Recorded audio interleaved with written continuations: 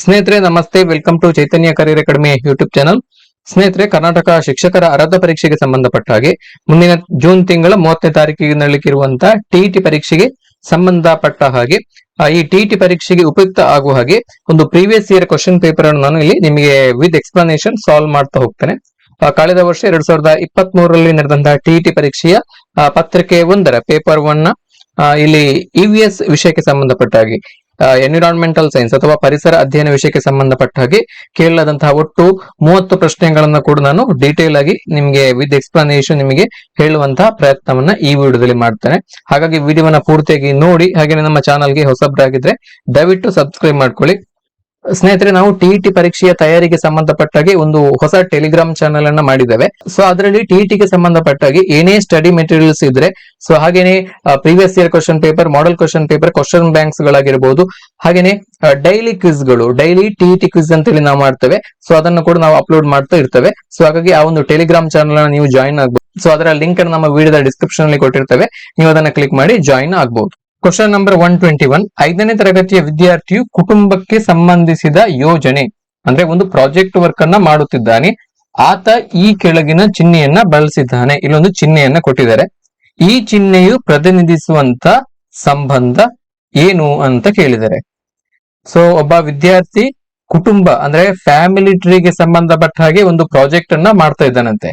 So ಆತ ತನ್ನ project ನಲ್ಲಿ ಈ ಒಂದು ಚಿಹ್ನೆಯನ್ನ ಬಳಸಿದ್ದಾನೆ. ಈ ಚಿಹ್ನೆ ಯಾವ ಸಂಬಂಧವನ್ನ ಸೂಚಿಸ್ತದೆ, ಪ್ರತಿನಿಧಿಸ್ತದೆ ಅನ್ನುವಂತಹ ಪ್ರಶ್ನೆಯನ್ನ ಕೇಳಿದ್ದಾರೆ.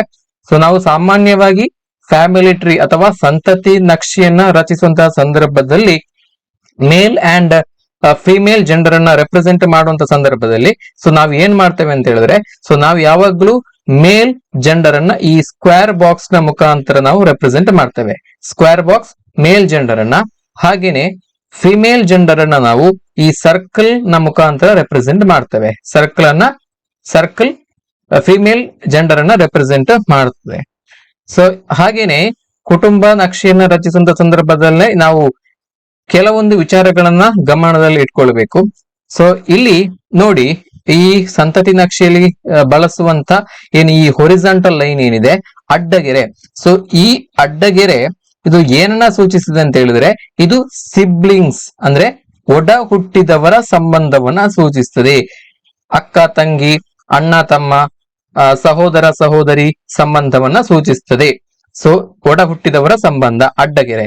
ಸೊ ಹಾಗೇನೆ ಈ ಉದ್ದಗೆರೆ ಅಥವಾ ವರ್ಟಿಕಲ್ ಲೈನ್ ಇದು ಏನನ್ನ ಸೂಚಿಸ್ತದೆ ಅಂತ ಹೇಳಿದ್ರೆ, ಇದು ಒಂದು ಜನರೇಷನ್ ಅನ್ನ ಸೂಚಿಸ್ತದೆ, ಒಂದು ಪೀಳಿಗೆಯನ್ನ ಈ ಲೈನ್ ಸೂಚಿಸ್ತದೆ, ಉದ್ದಗೆರೆ. ಹಾಗೇನೆ ಇನ್ ಕೇಸ್ ಫ್ಯಾಮಿಲಿ ಟ್ರೀಯಲ್ಲಿ ಇಂತಹ ಡಬಲ್ ಲೈನ್ಸ್ ಗಳು ಇದ್ರೆ, ಇಂತಹ ಡಬಲ್ ಲೈನ್ಸ್ ಗಳು, ಈ ಡಬಲ್ ಲೈನ್ಸ್ ಗಳು ಏನನ್ನ ರೆಪ್ರೆಸೆಂಟ್ ಮಾಡ್ತದೆ ಅಂತ ಹೇಳಿದ್ರೆ, ಇದು ಪತಿ ಪತ್ನಿಯರ ಸಂಬಂಧ ಅಥವಾ ಕಪಲ್ಸ್ ಅನ್ನ ರೆಪ್ರೆಸೆಂಟ್ ಮಾಡ್ತದೆ. ಪತಿ ಪತ್ನಿಯರ ಸಂಬಂಧ, ಗಂಡ ಹೆಂಡತಿಯರ ಸಂಬಂಧವನ್ನ ರೆಪ್ರೆಸೆಂಟ್ ಮಾಡ್ತದೆ.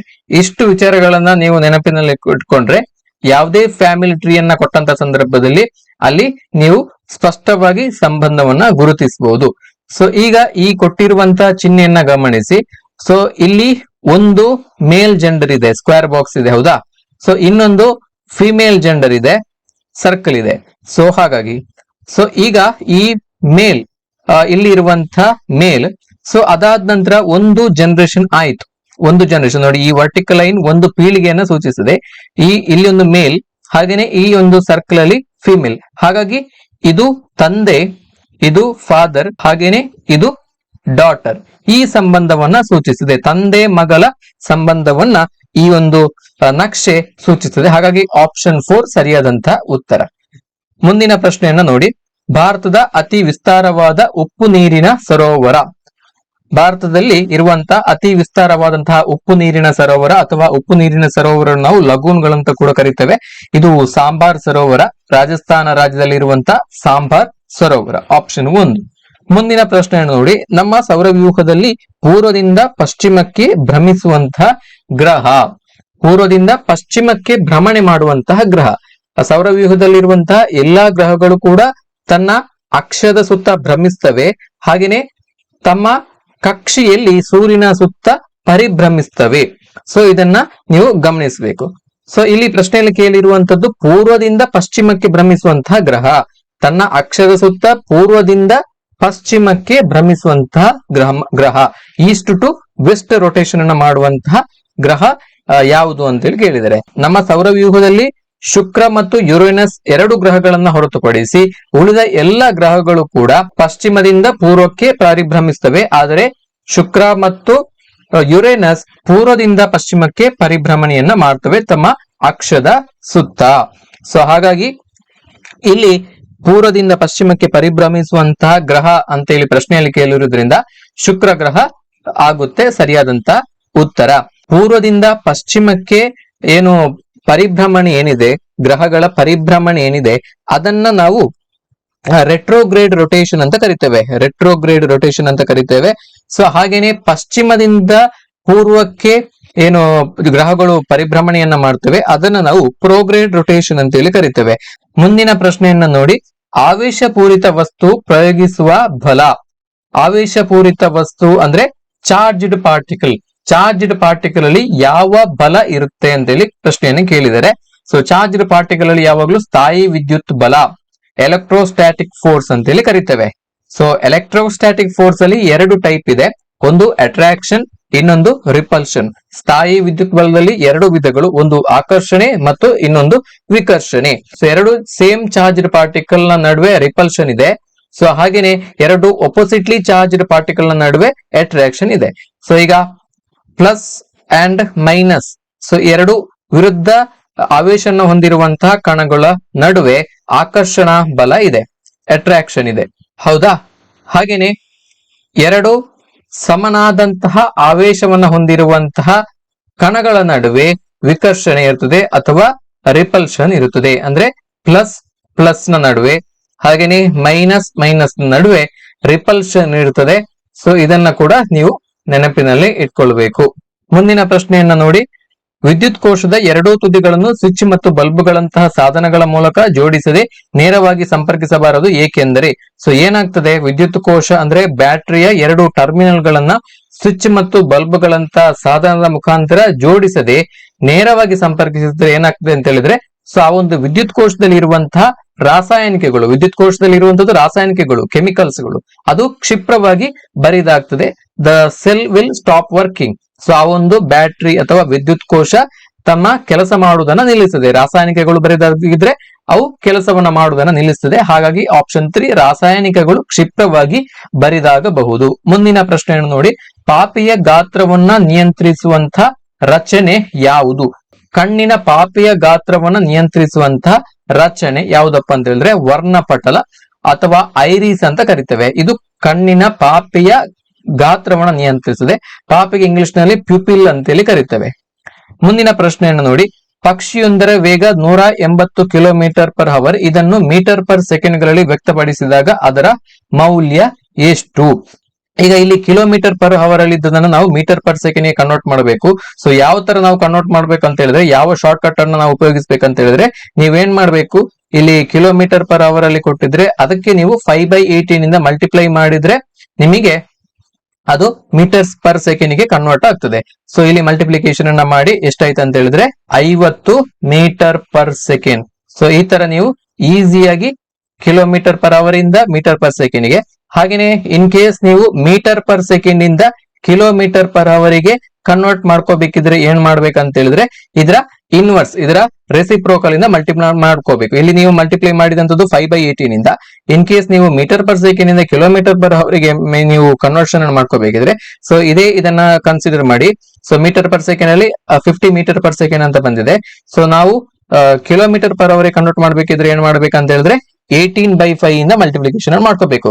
5/18 ಇದು kilometre per hour to metre per second ಗೆ, ಮೀಟರ್ ಪರ್ ಸೆಕೆಂಡ್ ಗಿಂತ ಕಿಲೋಮೀಟರ್ ಪರ್ ಅವರ್ ಗೆ ಕನ್ವರ್ಟ್ ಮಾಡ್ಕೊಳ್ಳಿಕ್ಕೆ 18/5 ಇದರಿಂದ ಮಲ್ಟಿಪ್ಲಿಕೇಶನ್ ಮಾಡ್ಕೊಂಡ್ರೆ ನಿಮಗೆ ಇಲ್ಲಿ ಕಿಲೋಮೀಟರ್ ಪರ್ ಅವರ್ ಅಲ್ಲಿ ಆನ್ಸರ್ ಸಿಗುತ್ತೆ. ಸೊ 180 ಬಂತು, ಸೇಮ್ ಇದೆ ಅಲ್ವಾ? ಸೊ ಈ ತರ ನೀವು ಕನ್ವರ್ಷನ್ ಅನ್ನ ಮಾಡ್ಕೋಬೇಕು. ಸೊ ಈ ಪ್ರಶ್ನೆ ಕೂಡ ವೆರಿ ವೆರಿ ಇಂಪಾರ್ಟೆಂಟ್.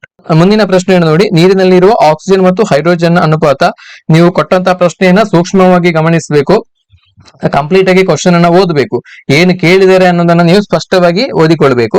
ಸೊ ಇಲ್ಲಿ ನೋಡಿ, ನೀರಿನಲ್ಲಿರುವ ಆಕ್ಸಿಜನ್ ಮತ್ತು ಹೈಡ್ರೋಜನ್ ನ ಅನುಪಾತ, ನೀರಿನ ಅಣುಸೂತ್ರ H2O, ಹೌದಾ? ಸೊ ಇಲ್ಲಿರುವಂತಹ ಆಕ್ಸಿಜನ್ ಮತ್ತು ಹೈಡ್ರೋಜನ್ ನ ಅನುಪಾತ, ಸೊ ಇಲ್ಲಿ H2O ದಲ್ಲಿ ಆಕ್ಸಿಜನ್ ಎಷ್ಟಿದೆ? 1 ಇದೆ. ಹಾಗೇನೆ ಹೈಡ್ರೋಜನ್ ಎಷ್ಟಿದೆ? 2 ಇದೆ. ಇಲ್ಲಿ ಕೇಳಿರುವಂತದ್ದು ಆಕ್ಸಿಜನ್ ಮತ್ತು ಹೈಡ್ರೋಜನ್ ನ ಅನುಪಾತ. ಸೊ ಹಾಗಿದ್ರೆ ಎಷ್ಟಾಗುತ್ತೆ ಅಂತ ಹೇಳಿದ್ರೆ 1:2, oxygen 1, hydrogen 2. So in case ಇಲ್ಲಿ ಒಂದು ವೇಳೆ ನೀರಿನಲ್ಲಿರುವಂತಹ ಆಕ್ಸಿಜನ್ ಮತ್ತು ಹೈಡ್ರೋಜನ್ ನ ರಾಶಿ ಅನುಪಾತ ಅಂತ ಕೇಳಿದ್ರೆ, ಮಾಸ್ ರೇಷಿಯೋ ಅಂತ ಕೇಳಿದ್ರೆ ಏನಾಗುತ್ತೆ ಅಂತ ಹೇಳಿದ್ರೆ, ಸೊ H2O, ಸೊ H2O ದಲ್ಲಿ 2 ಹೈಡ್ರೋಜನ್ ನ ಅಣುಗಳು ಹಾಗೇನೆ 1 ಆಕ್ಸಿಜನ್ ನ ಅಣು ಇದೆ. ಸೊ ಈಗ ರಾಶಿ ಅನುಪಾತವನ್ನ ಕೇಳಿದ್ರೆ, ಸೊ ಹೈಡ್ರೋಜನ್ ನ ರಾಶಿ ಅನುಪಾತ, ಇಲ್ಲಿ 2 ಮಾಲಿಕ್ಯೂಲ್ಗಳು ಇರೋದ್ರಿಂದ H2, ಸೊ ಹೈಡ್ರೋಜನ್ ನ ಪರಮಾಣು ಸಂಖ್ಯೆ 1, ಸೊ ಹಾಗೇನೆ ಆಕ್ಸಿಜನ್ ನ ಪರಮಾಣು ಸಂಖ್ಯೆ 8, ಪರಮಾಣು ರಾಶಿ ಸಂಖ್ಯೆ 16. ಸೊ ಇದು ಹೈಡ್ರೋಜನ್ ಅಂಡ್ ಆಕ್ಸಿಜನ್ ರೇಷಿಯೋ 2:16. ಇದನ್ನ ಸಿಂಪ್ಲಿಫಿಕೇಶನ್ ಮಾಡ್ಕೊಂಡ್ರೆ 1:8 ಆಗುತ್ತೆ. ಸೊ ಇದನ್ನ ರಿವರ್ಸ್ ಕೂಡ ಕೇಳಬಹುದು, ಇಲ್ಲಿ ಆಕ್ಸಿಜನ್ ಮತ್ತು ಹೈಡ್ರೋಜನ್ ಅಂತ ಕೇಳಿರುವಂತದ್ದು, ಹಾಗೇನೆ ಇಲ್ಲಿ ಹೈಡ್ರೋಜನ್ ಮತ್ತು ಆಕ್ಸಿಜನ್ ಅಂತ ಕೂಡ ಕೇಳಬಹುದು. ಯಾವುದನ್ನ ಮೊದಲು ಕೇಳಿದರೆ ಯಾವ್ದನ್ನ ಲಾಸ್ಟ್ ಗೆ ಕೇಳಿದರೆ ಅದನ್ನ ನೋಡ್ಕೊಳ್ಬೇಕು. ಅದಕ್ಕೆ ಸಂಬಂಧಪಟ್ಟಾಗಿ ನೀವು ರೇಷಿಯೋವನ್ನ ಬರ್ಕೊಳ್ಬೇಕು. ಸೊ ಹಾಗಾಗಿ ಈ ಪ್ರಶ್ನೆಗೆ ಇಲ್ಲಿ ಸರಿಯಾದಂತಹ ಉತ್ತರ ಆಪ್ಷನ್ 1, 1:2. ಮುಂದಿನ ಪ್ರಶ್ನೆಯನ್ನು ನೋಡಿ, ವಿನೆಗರ್ ನ ರಾಸಾಯನಿಕ ಹೆಸರು. ವಿನೆಗರ್ ನ ಸಾಮಾನ್ಯವಾಗಿ ನಾವು ಅಡುಗೆಯಲ್ಲಿ ಬಳಸ್ತೇವೆ, ಕುಕಿಂಗ್ ಪರ್ಪಸ್ ಗೆ ಬಳಸಲಾಗ್ತದೆ. ಸೊ ವಿನೆಗರ್ ನ ರಾಸಾಯನಿಕ ಹೆಸರು ಎಸಿಟಿಕ್ ಆಮ್ಲ, ಎಸಿಟಿಕ್ ಆಸಿಡ್. ಸೊ ಇದರ ಅಣುಸೂತ್ರ CH3COOH, CH3COOH, ಇದು ಇದರ ಅಣುಸೂತ್ರ, ರಾಸಾಯನಿಕ ಸೂತ್ರ. ಸೊ ಹಾಗೇನೆ ಇಲ್ಲಿ ಇರುವಂತಹ ಇತರ ಆಯ್ಕೆಗಳು, ಆಪ್ಷನ್ ಅಲ್ಲಿ ಇರುವಂತಹ ಇತರ ಆಯ್ಕೆಗಳು, ಆಪ್ಷನ್ 1 ನಲ್ಲಿ ನೋಡಿ, sodium hydrogen carbonate. Sodium hydrogen carbonate ಅನ್ನು ನಾವು ಸೋಡಿಯಂ ಬೈಕಾರ್ಬೋನೇಟ್ ಅಂತ ಕೂಡ ಕರಿತೇವೆ. ಇದರ ಅಣುಸೂತ್ರ NaHCO3. ಸೊ ಹಾಗೆ ಇದನ್ನ ಅಡುಗೆ ಸೋಡಾ ಅಥವಾ ಬೇಕಿಂಗ್ ಸೋಡಾ ಅಂತ ಕೂಡ ಕರಿತೇವೆ. ಸೊ ಇದು ಬೇಕಿಂಗ್ ಪರ್ಪಸ್ ಗೆ ಇದನ್ನ ಯೂಸ್ ಮಾಡಲಾಗ್ತದೆ. ಸೊ ಹಾಗೇನೆ ಇಲ್ಲಿ ಸೋಡಿಯಂ ಕಾರ್ಬೋನೇಟ್ ಅನ್ನು ನಾವು ಸಾಮಾನ್ಯವಾಗಿ ವಾಷಿಂಗ್ ಸೋಡಾ ಅಂತ ಕರಿತೇವೆ. ಇದರ ಅಣುಸೂತ್ರ Na2CO3. ಸೊ ಹಾಗೇನೆ ಇದನ್ನ ಸೋಡಾ ಆಶ್ ಅಥವಾ ಸೋಡಾ ಕ್ರಿಸ್ಟಲ್ಸ್ ಅಂತ ಕೂಡ ಕರಿತವೆ. ಸೊ ಮುಂದಿನ ಆಯ್ಕೆಯನ್ನು ನೋಡಿ, ಫಾರ್ಮಿಕ್ ಆಮ್ಲ. ಫಾರ್ಮಿಕ್ ಆಮ್ಲದ ಅಣುಸೂತ್ರ HCOOH. ಸೊ ಸಾಮಾನ್ಯವಾಗಿ ನಮಗೆ ಇರುವೆ ಕಚ್ಚಿದಾಗ ಸೊ ಅಲ್ಲಿ ಬಿಡುಗಡೆಯಾಗುವಂತ ಒಂದು ಆಮ್ಲ ಯಾವ್ದಪ್ಪ ಅಂತ ಹೇಳಿದ್ರೆ ಅದು ಫಾರ್ಮಿಕ್ ಆಮ್ಲ. ಈ ಫಾರ್ಮಿಕ್ ಆಮ್ಲ ಬಿಡುಗಡೆಯಾಗುವುದರಿಂದ ಇರುವೆ ಕಚ್ಚಿದಾಗ ನಮಗೆ ಉರಿ ಬರುವಂತದ್ದು. ಈ ಉರಿಗೆ ಕಾರಣ ಫಾರ್ಮಿಕ್ ಆಮ್ಲದ ಬಿಡುಗಡೆ. ಸೊ ಈ ತರ ನೀವು ಪ್ರಶ್ನೆಗಳಿಗೆ ಬರೀ ಉತ್ತರಗಳನ್ನ ಕಂಡುಕೊಳ್ಳುವುದು ಮಾತ್ರ ಅಲ್ಲ, ಅಲ್ಲಿ ಕೊಟ್ಟಿರುವಂತಹ ಇತರ ಏನು ಆಯ್ಕೆಗಳಿದಾವೆ ಆ ಆಯ್ಕೆಗಳನ್ನ ಕೂಡ ನೀವು ತಿಳ್ಕೊಳ್ಬೇಕು. ಆ ಆಯ್ಕೆಯ ಮೇಲೆ ಯಾವ ತರ ಪ್ರಶ್ನೆಗಳನ್ನ ಕೇಳುವಂತ ಸಾಧ್ಯತೆ ಇದೆ ಅನ್ನೋದನ್ನ ನಿಮಗೆ ನೀವೇ ಇಮ್ಯಾಜಿನೇಷನ್ ಅನ್ನ ಮಾಡ್ಕೊಂಡು ಕ್ವಶನ್ಸ್ ಅನ್ನ ನೀವು ಫ್ರೇಮ್ ಮಾಡ್ಕೊಂಡು ನೀವು ಹೆಚ್ಚಿನ ಸಂಖ್ಯೆಯಲ್ಲಿ ಈ ಕ್ವಶನ್ಸ್ ಅನ್ನ ಫ್ರೇಮ್ ಮಾಡಿ ಅದಕ್ಕೆ ಆನ್ಸರ್ ಅನ್ನ ಕಂಡುಕೊಳ್ಳುವಂತಹ ಪ್ರಯತ್ನವನ್ನ ಮಾಡಿದ್ರೆ ನೀವು ಎಂಥದ್ದೇ ಪ್ರಶ್ನೆಯನ್ನು ಬಂದ್ರೆ ಕೂಡ ನಿಮ್ಗೆ ಸಾಲ್ವ್ ಮಾಡುವಂತಹ ಆನ್ಸರ್ ಮಾಡುವಂತಹ ಒಂದು ಎಬಿಲಿಟಿ ಬರುತ್ತೆ. ಸೊ ಈ ತರ ನೀವು ಮಾಡ್ಕೋಬೇಕು. ಮುಂದಿನ ಪ್ರಶ್ನೆಯನ್ನು ನೋಡಿ, ಕಲ್ಲು ಹೂಗಳಿಂದ ಪಡೆಯಲಾಗುವ ನೈಸರ್ಗಿಕ ಸೂಚಕ ಯಾವುದು? ಕಲ್ಲು ಹೂಗಳನ್ನ ಲೈಕೆನ್ಸ್ ಗಳು ಅಂತ ಕರಿತೇವೆ. ಸೊ ಇವುಗಳಿಂದ ಪಡೆಯಲಾಗುವ ನೈಸರ್ಗಿಕ ಸೂಚಕ ಅಂದ್ರೆ natural indicator. Litmus natural indicator ಅನ್ನ ಕಲ್ಲು ಹೂಗಳಿಂದ ಪಡೆಯಲಾಗ್ತದೆ. ಸೊ ಯಾವ ತರ ಈ ಲಿಟ್ಮಸ್ ನ್ಯಾಚುರಲ್ ಇಂಡಿಕೇಟರ್ ಅನ್ನ ಪಡೆಯಲಾಗ್ತದೆ ಅಂತ ಹೇಳಿದ್ರೆ, ಸೊ ಕಲ್ಲು ಹೂಗಳು ಅಥವಾ ಲೈಕೆನ್ಸ್ ಗಳನ್ನ ಪಡೆದು ಅದನ್ನ ಪುಡಿ ಮಾಡುವಂತದ್ದು. ಪುಡಿ ಮಾಡಿ ಸೊ ಅದನ್ನ ಅಮೋನಿಯಾ ಮತ್ತು ಪೊಟ್ಯಾಶ್ ನ ಮಿಶ್ರಣದಲ್ಲಿ ಫರ್ಮೆಂಟೇಶನ್ ಅನ್ನ ಮಾಡಿದಾಗ ನಮಗೆ ಲಿಟ್ಮಸ್ ನ್ಯಾಚುರಲ್ ಇಂಡಿಕೇಟರ್ ಸಿಗುತ್ತೆ. ಮುಂದಿನ ಪ್ರಶ್ನೆಯನ್ನು ನೋಡಿ, ವೈದ್ಯಕೀಯ ತಾಪಮಾಪಕದ ವ್ಯಾಪ್ತಿ, the range of clinical thermometer. So ವೈದ್ಯಕೀಯ ತಾಪಮಾಪಕ, ವೈದ್ಯರು ಬಳಸುವಂತ ತಾಪಮಾಪಕದ ವ್ಯಾಪ್ತಿ ಡಿಗ್ರಿ ಸೆಲ್ಸಿಯಸ್ ಗಳಲ್ಲಿ ಇಲ್ಲಿ ಕೊಟ್ಟಿರುವಂತದ್ದು ಆಯ್ಕೆಗಳಲ್ಲಿ. ಸೊ ಅದರ ವ್ಯಾಪ್ತಿ ಎಷ್ಟು ಇರ್ತದೆ ಅಂತ ಹೇಳಿದ್ರೆ 35 ಡಿಗ್ರಿ ಸೆಲ್ಸಿಯಸ್ ನಿಂದ 42 degree Celsius. So in case ಅದು ಫ್ಯಾರನ್ ಹೀಟ್ ಅಲ್ಲಿ ಒಂದು ವೇಳೆ ಕೊಟ್ಟಿದ್ರೆ ಅದು ಎಷ್ಟಾಗುತ್ತೆ ಅಂತ ಹೇಳಿದ್ರೆ 94 ಡಿಗ್ರಿ ಫ್ಯಾರನ್ ಹೀಟ್ ಇಂದ 108 ಡಿಗ್ರಿ ಫ್ಯಾರನ್ ಹೀಟ್ ತನಕ ಇದರ ರೇಂಜ್ ಇರುತ್ತೆ. ಮುಂದಿನ ಪ್ರಶ್ನೆಯನ್ನು ನೋಡಿ, ಸಮುದ್ರದ ನೀರಿನಿಂದ ಉಪ್ಪನ್ನು ಪಡೆಯುವಂತಹ ವಿಧಾನ ಯಾವುದು? ಸಾಮಾನ್ಯವಾಗಿ ದೊಡ್ಡ ಪ್ರಮಾಣದಲ್ಲಿ ಸಮುದ್ರದ ನೀರಿನಿಂದ ಉಪ್ಪನ್ನ ಪಡಿಬೇಕಿದ್ರೆ ಆವಿಕರಣ ವಿಧಾನವನ್ನು ಅನುಸರಿಸಲಾಗ್ತದೆ. ಆವಿಕರಣ ವಿಧಾನ ಅಥವಾ ವೇಪರೈಸೇಷನ್ ಮೆಥಡ್ ಅನ್ನು ನಾವು ಬಳಸ್ತೇವೆ. ಆಪ್ಷನ್ 3 ಸರಿಯಾದಂತ. ಮುಂದಿನ ಪ್ರಶ್ನೆ, ಸಲ್ಫ್ಯೂರಸ್ ಆಮ್ಲದ ರಾಸಾಯನಿಕ ಸೂತ್ರ. ಸಲ್ಫ್ಯೂರಸ್ ಆಸಿಡ್ ಇದರ ಕೆಮಿಕಲ್ ಸಿಂಬಲ್, ಕೆಮಿಕಲ್ ಫಾರ್ಮುಲಾ ಯಾವುದು ಅಂತ ಕೇಳಿದರೆ. ಸೊ ಸಲ್ಫ್ಯೂರಸ್ ಆಸಿಡ್ ಇದರ ರಾಸಾಯನಿಕ ಸೂತ್ರ H2SO3. ಸೊ ಹಾಗೇನೆ ಇಲ್ಲಿರುವಂತಹ ಇತರ ಆಯ್ಕೆಗಳನ್ನ ನೋಡಿ. ಸೊ ಇಲ್ಲಿ H2SO4 ಅಂತ ಹೇಳಿದ್ರೆ ಸಲ್ಫ್ಯೂರಿಕ್ ಆಸಿಡ್, ಸಲ್ಫ್ಯೂರಿಕ್ ಆಸಿಡ್. ಹಾಗೇನೆ ಆಪ್ಷನ್ 3 ಅಲ್ಲಿ H3PO4 ಇದು phosphoric acid. So fourth one C6H5SO3H. So ಇದು ಬೆನ್ಸೋಯಿಕ್ ಆಸಿಡ್. ಬೆನ್ಸೋಯಿಕ್ ಆಸಿಡ್ ಅನ್ನು ನಾವು ರಿಂಗ್ ಸ್ಟ್ರಕ್ಚರ್ ಮುಖಾಂತರ ಕೂಡ ನಾವು ರೆಪ್ರೆಸೆಂಟ್ ಮಾಡಬಹುದು.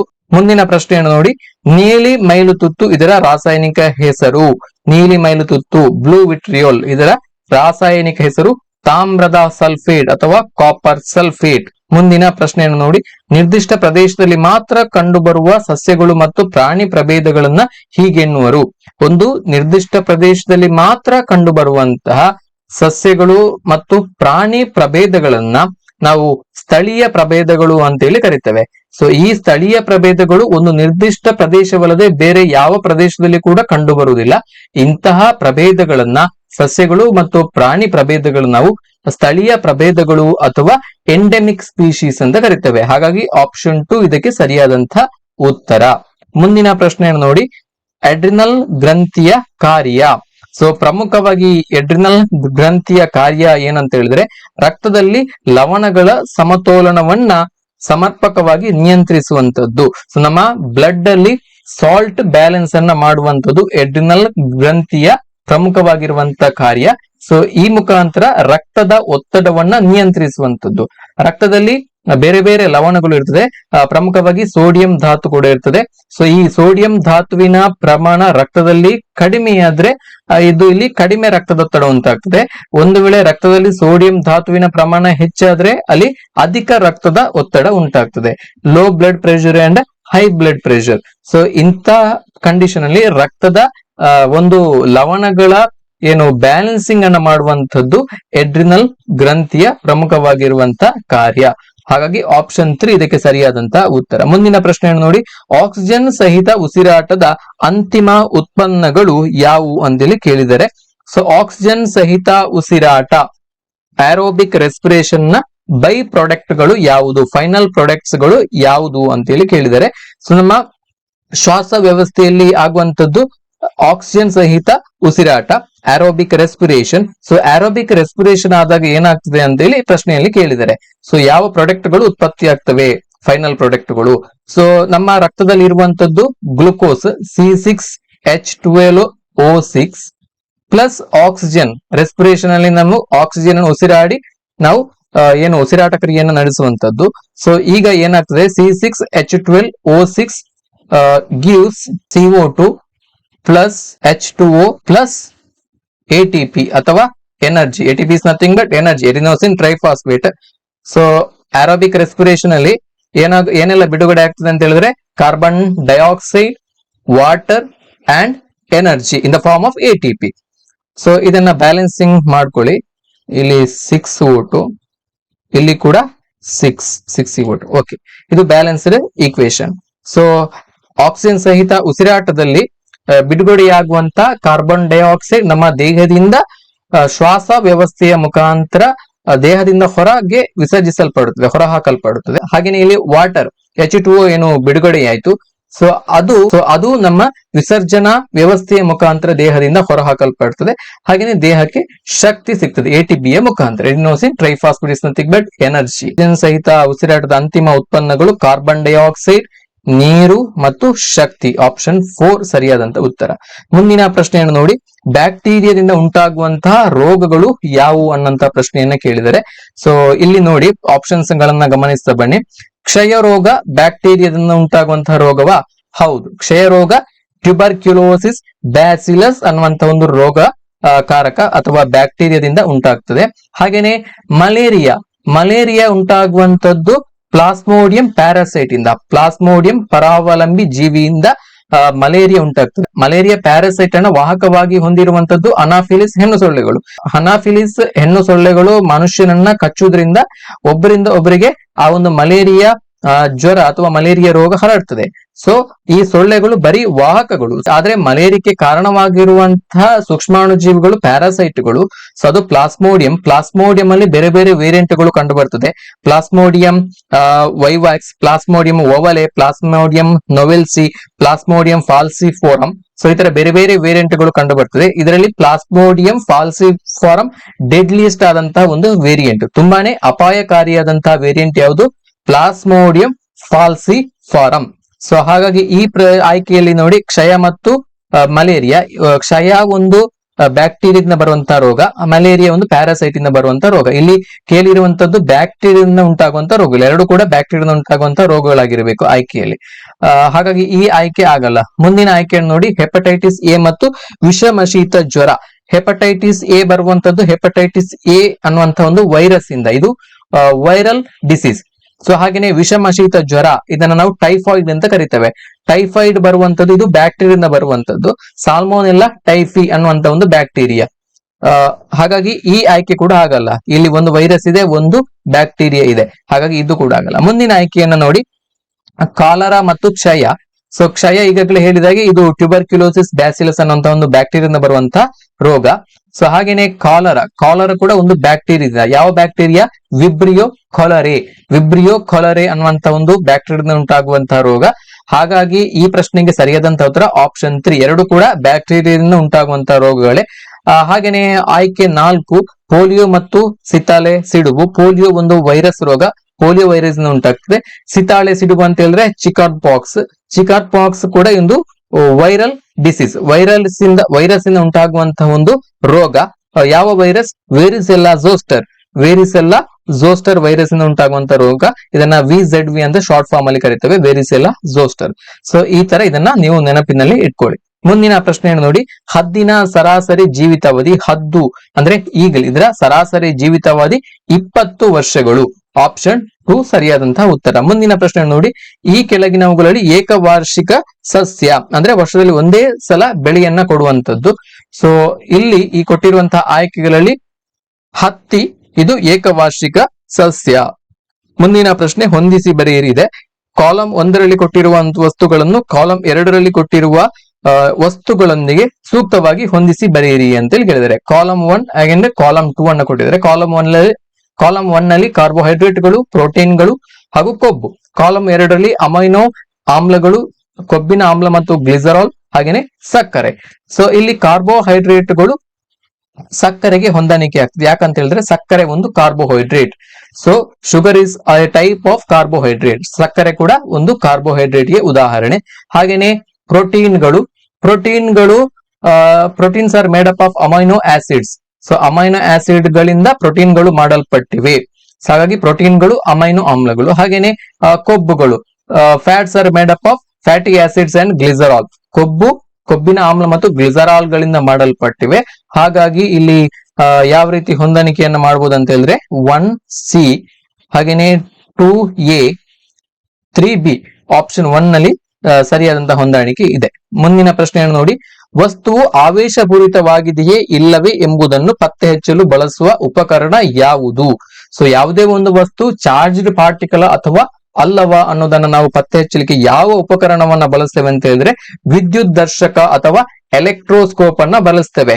ಎಲೆಕ್ಟ್ರೋಸ್ಕೋಪ್ ಅನ್ನ ಬಳಸಿ ಯಾವುದೇ ಒಂದು ಕಣ ಅಥವಾ ಯಾವುದೇ ಒಂದು ವಸ್ತು ಅದು ಚಾರ್ಜ್ಡ್ ಪಾರ್ಟಿಕಲ್ ಅಥವಾ ಅಲ್ಲವೋ ಅನ್ನೋದನ್ನ ನಾವು ಕನ್ಫರ್ಮ್ ಮಾಡ್ಕೊಳ್ಬಹುದು, ಫೈಂಡ್ ಔಟ್ ಮಾಡ್ಕೊಳ್ಬಹುದು. ಹಾಗಾಗಿ ಆಪ್ಷನ್ 4 ಸರಿಯಾದಂತ ಉತ್ತರ. ಮುಂದಿನ ಪ್ರಶ್ನೆಯನ್ನು ನೋಡಿ, ವಿಜ್ಞಾನ ವಸ್ತು ಪ್ರದರ್ಶನ ಪ್ರಚೋದಿಸುವುದು.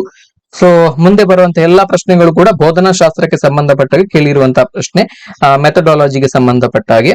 ಸೊ ಇಲ್ಲಿ ವಿಜ್ಞಾನ ವಸ್ತು ಪ್ರದರ್ಶನವನ್ನ ನಾವು ಏರ್ಪಡಿಸುವಂತಹ ಪ್ರಮುಖವಾಗಿರುವಂತಹ ಉದ್ದೇಶವೇ ವಿದ್ಯಾರ್ಥಿಗಳಲ್ಲಿ ಸೃಜನಶೀಲತೆ ಮತ್ತು ಸಂಶೋಧನಾ ಪ್ರವೃತ್ತಿಯನ್ನ ಬೆಳೆಸುವಂತದ್ದು. ವಿದ್ಯಾರ್ಥಿಗಳು ವಿಜ್ಞಾನ ವಸ್ತು ಪ್ರದರ್ಶನಕ್ಕೆ ಬಂದಾಗ ಅಲ್ಲಿ ಇರುವಂತಹ ಎಲ್ಲ ಅನ್ವೇಷಣೆಗಳನ್ನ ಕೂಡ ಗಮನಿಸ್ತಾರೆ, ಎಲ್ಲಾ ಮಾಡೆಲ್ಸ್ ಗಳನ್ನ ಕೂಡ ಗಮನಿಸ್ತಾರೆ.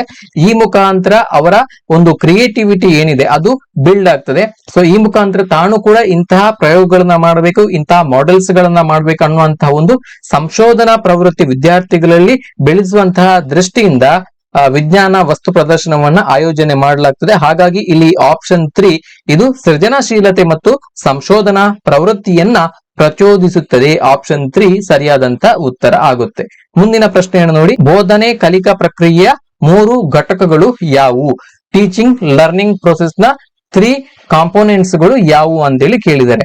ಸೊ ಬೋಧನಾ ಮತ್ತು ಕಲಿಕಾ ಪ್ರಕ್ರಿಯೆಯ 3 ಪ್ರಮುಖವಾಗಿರುವಂತಹ ಘಟಕಗಳು ಯಾವುದೆಲ್ಲ? ಉದ್ದಿಷ್ಟಗಳು. ಸೊ ಯಾವುದೇ ಒಂದು ಬೋಧನೆಗೆ ನಿರ್ದಿಷ್ಟವಾದಂತಹ ಉದ್ದೇಶ ಇರಬೇಕು. ಯಾತಕ್ಕೋಸ್ಕರ ನಾವು ಬೋಧನೆಯನ್ನ ಮಾಡ್ತಿದ್ದೇವೆ? ವಿದ್ಯಾರ್ಥಿಗಳಲ್ಲಿ ಯಾವ ಅಪೇಕ್ಷಿತ ಬದಲಾವಣೆಯನ್ನ ತರೋದಕ್ಕೋಸ್ಕರ ಬೋಧನೆಯನ್ನ ಮಾಡ್ತಿದ್ದೇವೆ. ಸೊ ಇದು ಕೂಡ ಪ್ರಮುಖವಾಗಿರುವಂತಹ ಉದ್ದೇಶ ಆಗಿರುವಂತದ್ದು. ಸೊ ಹಾಗಾಗಿ ಉದ್ದಿಷ್ಟಗಳು ಬೋಧನಾ ಕಲಿಕಾ ಪ್ರಕ್ರಿಯೆಯಲ್ಲಿ ಒಂದು ಪ್ರಮುಖವಾಗಿರುವಂತಹ ಘಟಕ. ಹಾಗೇನೆ ಪಠ್ಯಕ್ರಮ, ವಿದ್ಯಾರ್ಥಿಗಳಿಗೆ ನಾವು ಏನನ್ನ ಬೋಧಿಸಬೇಕು, ವಿದ್ಯಾರ್ಥಿಗಳ ಬೌದ್ಧಿಕ ಮಟ್ಟಕ್ಕೆ ಅನುಗುಣವಾಗಿ ನಾವು ಏನನ್ನ ಬೋಧಿಸಬೇಕು, ಅವರ ಆಸಕ್ತಿಗಳಿಗೆ ಅನುಗುಣವಾಗಿ, ಅಭಿರುಚಿಗಳಿಗೆ ಅನುಗುಣವಾಗಿ ನಾವು ಬೋಧಿಸಬೇಕಾದಂತಹ ವಿಷಯವನ್ನ ಪಠ್ಯಕ್ರಮ ನಮಗೆ ತಿಳಿಸ್ತದೆ.